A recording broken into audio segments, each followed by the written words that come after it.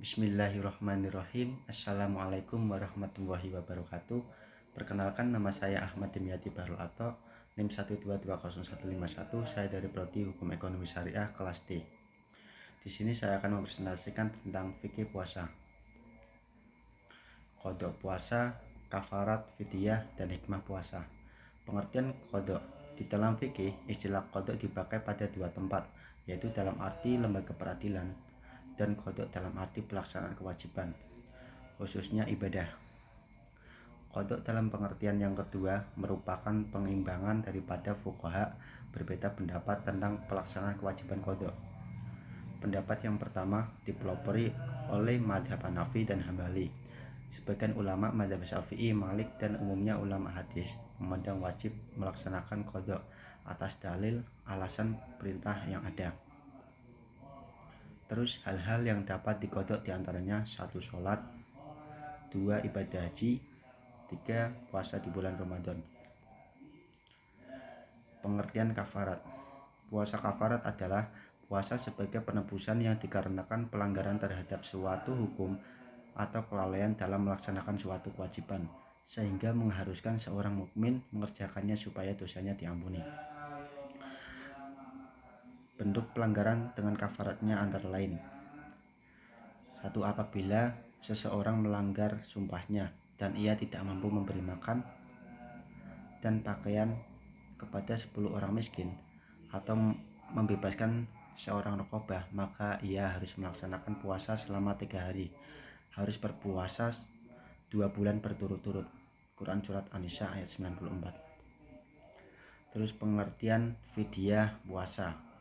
Fidyah puasa adalah denda atas seorang muslim yang telah balik karena meninggalkan puasa wajib atas sebab-sebab tertentu ataupun sengaja melewatkan puasa ganti qadha bulan Ramadan.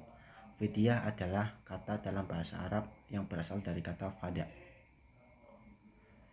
yang berarti menebus. Dari segi istilah syara, fidyah adalah sesuatu yang digunakan untuk menebus diri, baik merupakan harta atau lainnya, yang dilakukan karena kekurangan dalam salah satu amal ibadah.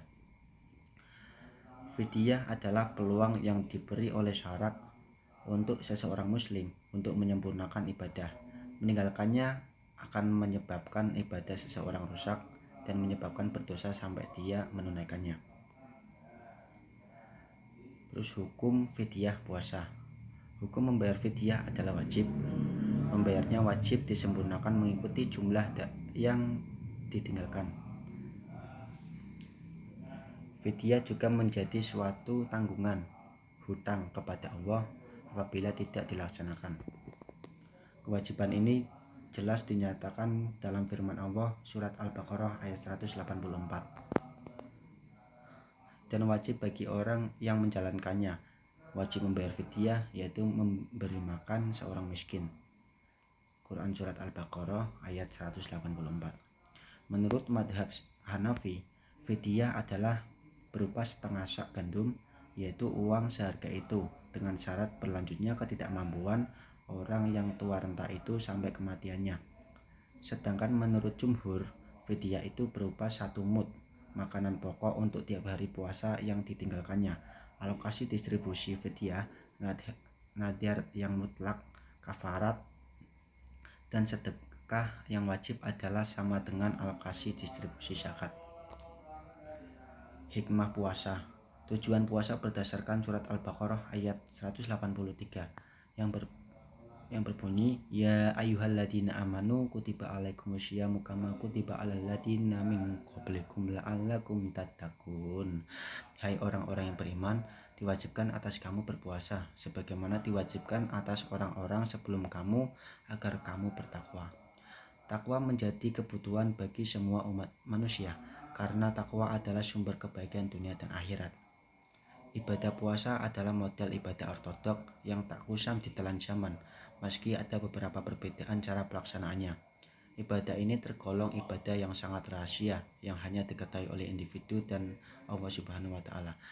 Alangkah mudahnya jika seorang berpura-pura lemah lunglai, disertai dengan bibir kering seolah-olah menahan dahaga dan lapar, meski sebelumnya dia makan sampai kenyang, Karena sangat rahasianya ibadah tersebutlah dalam ayat tersebut seruannya adalah hai orang-orang yang beriman, tanpa keimanan yang kuat mustahil ibadah puasa bisa dilaksanakan dan berjalan sempurna. Terima kasih. Sekian presentasi dari saya, kurang lebihnya mohon maaf. Wassalamualaikum warahmatullahi wabarakatuh.